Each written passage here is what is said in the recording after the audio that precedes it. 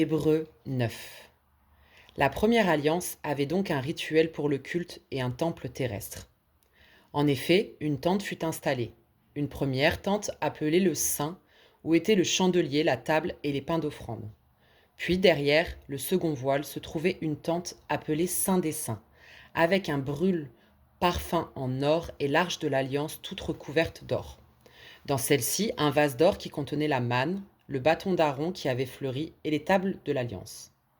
Au-dessus de l'arche, les chérubins de gloire couvraient de leur ombre le propitiatoire.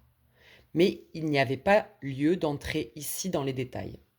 L'ensemble étant ainsi installé, les prêtres pour accomplir leur service rentrent en tout temps dans la première tente. Mais dans la seconde, une seule fois par an, seul entre le grand prêtre et encore, ce n'est pas sans offrir du sang pour ses manquements et pour ceux du peuple. Le Saint-Esprit a voulu montrer ainsi que le chemin du sanctuaire n'est pas encore manifesté tant que subsiste la première tente. C'est là un symbole pour le temps présent. Des offrandes et des sacrifices y sont offerts, incapables de mener à l'accomplissement en sa conscience celui qui rend le culte. Fondés sur des aliments, des boissons et des ablutions diverses, ce ne sont que des rites humains, admis jusqu'au temps du relèvement. Mais Christ est survenu, grand prêtre des biens à venir. C'est par une tente plus grande et plus parfaite qui n'est pas œuvre des mains, mais c'est-à-dire qui n'appartient pas à cette génération, à cette création-ci. Et par le sang, non par des boucs et des veaux, mais par son propre sang, qu'il est entré une fois pour toutes dans le sanctuaire et qu'il a obtenu une libération définitive. Car si le sang de bouc et de taureau, et si la cendre de génisse répandue sur les êtres souillés les sanctifie, en purifiant leur corps, combien plus le sang du Christ, qui, par l'Esprit éternel, s'est offert lui-même à Dieu comme une victime sans tache, purifiera-t-il notre conscience des œuvres mortes pour servir le Dieu vivant ? Voilà pourquoi il est médiateur d'une nouvelle alliance, d'un testament nouveau. Sa mort étant intervenue pour le rachat des transgressions commises sur la première alliance, ceux qui sont appelés peuvent recevoir l'héritage éternel déjà promis. Car là où il y a un testament, il est nécessaire que soit constatée la mort du testateur.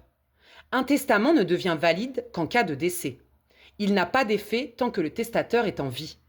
Aussi la première alliance, elle-même, n'a-t-elle pas été inaugurée sans effusion de sang ?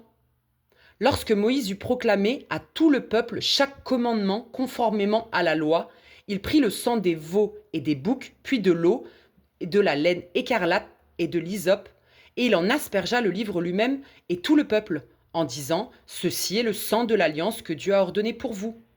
Puis il aspergea aussi avec le sang la tente et tous les ustensiles du culte.